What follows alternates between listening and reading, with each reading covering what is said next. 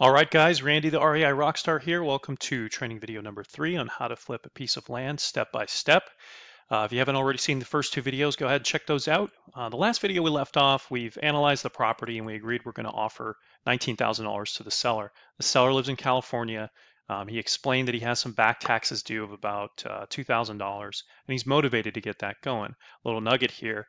Depending on the state you're in, each year that you go past due on your taxes, not on your mortgage, but on your taxes, if you're the seller and the homeowner, obviously that's not a good thing. Eventually the government can foreclose on your property. So that's the case for him, is his motivation is, hey, the MLS selling this to, a retail buyer with represented by a realtor is not going to work for me. I need someone with cash, and that's why this industry exists. MLS isn't always, the best bet for these folks.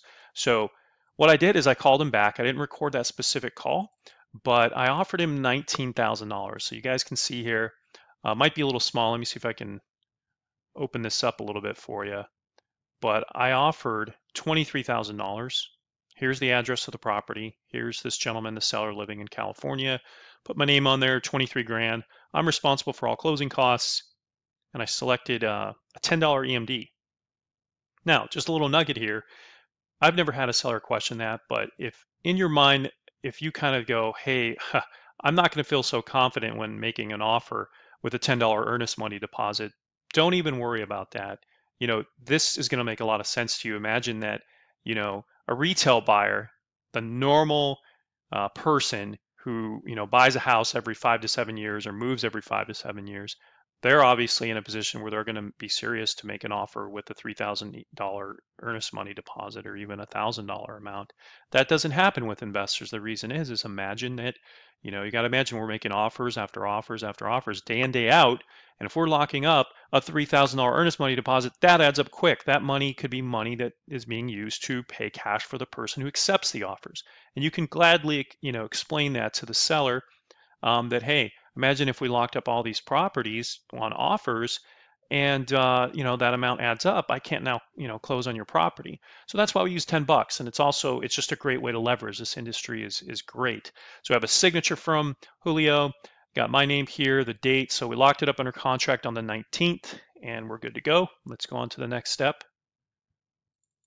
Yeah, I wanted to keep this under a 3-part series, guys. So I'm sure you appreciate that. Here is some due diligence. So my team does the due diligence. They went online. They got overhead picture here. You can see properties are around it. There are mobile homes back here. So this is going to become another home. Easily build the 3-2 on this at 1,200 square foot. We've got some information about potential, just some things that can happen at title. It looks like there was another owner here. His brother, I believe, had some interest in the property and it was either sold to him and this is the deed, or assigned to him. We weren't too sure there, but this is just a good, thing to understand about each deal. Here's the actual parcel map. Again, there's the parcel number. We take the initiative in our due diligence. I've, trained my team to get the rebuild costs. So you can go to any one of those free websites, quote the property. It's good to have an idea of what, if you're actually going to rent this property out and take it down yourself and keep it in your portfolio, to understand what the annual insurance cost would be, what's called hazard insurance. That's what you're seeing here. But we're mostly concerned with this here. This is the rebuild cost.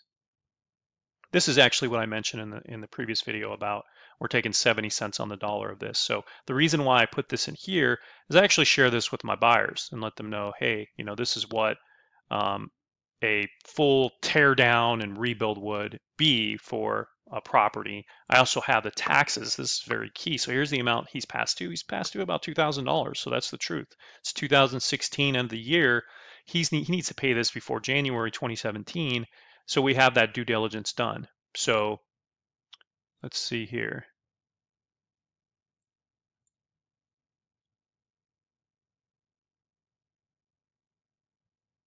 Marketing. All right, so we get the property under contract. Immediately, we go ahead and post it on the website. So it's on the site, it's live. I'll make a couple phone calls, to buyers or whatnot.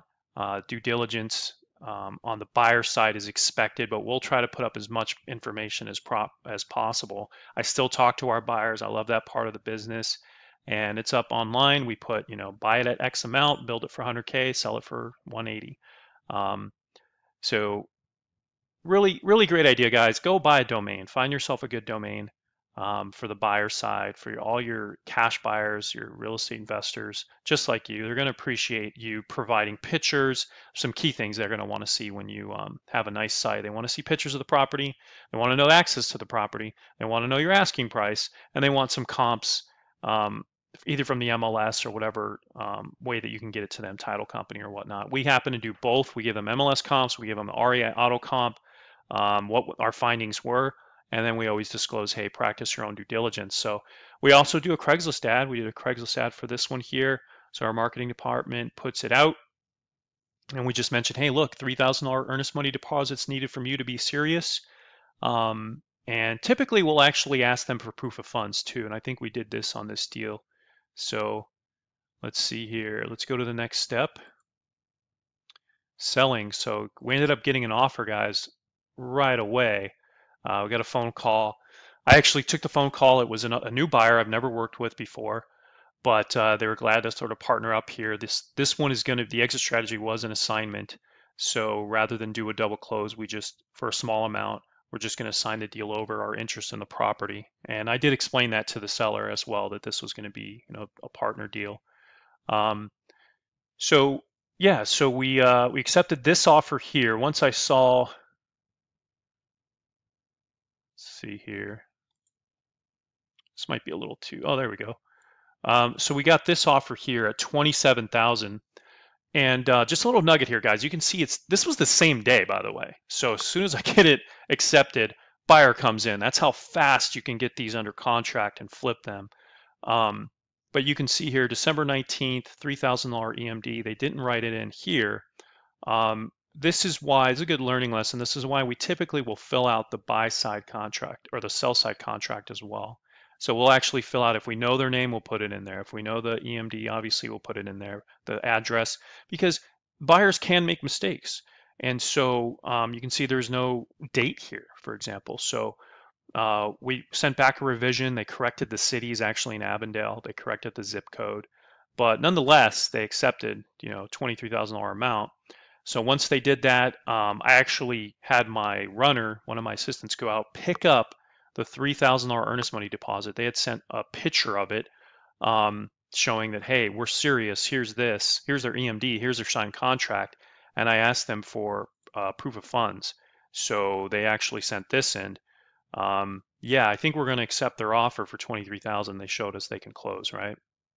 So these are things that just going to make sure that your property is going to make it to the closing table. And then that was it. I signed it. I took the contract of the purchase contract along with this contract here, sent it to my title company. And all the title company did is they sent me this. They sent me a way to get paid. So they always ask, hey, do you want a check to pick up? One of your assistants come pick it up. You can have it wired over. And I said, just wire it into my corporate checking. So boom. I said, I realize who the seller buyer is, the property's correct, everything looks good. I checked off bank wire, so we're supposed to close on the 30th. Now keep in mind, guys, our title company is awesome. I can't say good enough things about them. This was holiday time. This is Christmas holiday. This is New Year's holiday, and banks are closed, title companies close early.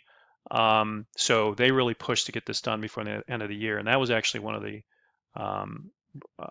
requests by the seller.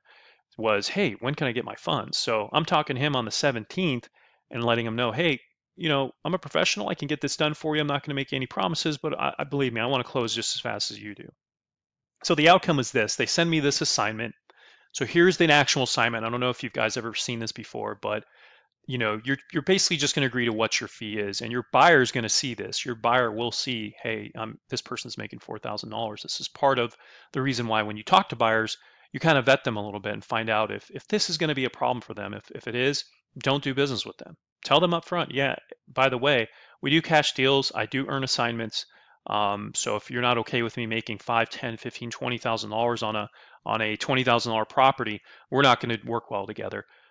Don't be, afraid to say something like that to a buyer. Just, you want this to run as smooth as possible. So that's how we got paid on the deal. And then there's actually something called a nominee. This may not be in every state, but we have to show this there's been an assignment. So the seller gets to see that, hey, this is a partner stepping in on the deal. And I explain that to the seller, hey, if I go ahead and take this down, I like this property. I do have private lenders and other partners who have interest in my properties. At some point, they may come in. So the seller was happy to see this, and boom, everybody signs and understands what's going on.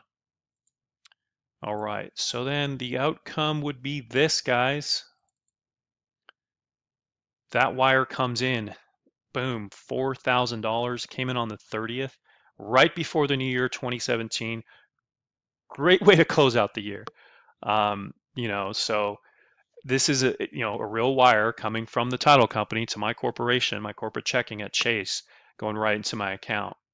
So for those of you who want to know how deals are done, no money down, in this case, little to no money, $10 risk for me. This is how you do it. This is called an assignment, and it's completely legal as long as you disclose everything that's going on to all parties. This is the way that you can make money in real estate. And I wanted to show you guys this case study. These do take a long time to put together, by the way. I hope you guys appreciate this. This is a 3-part video series.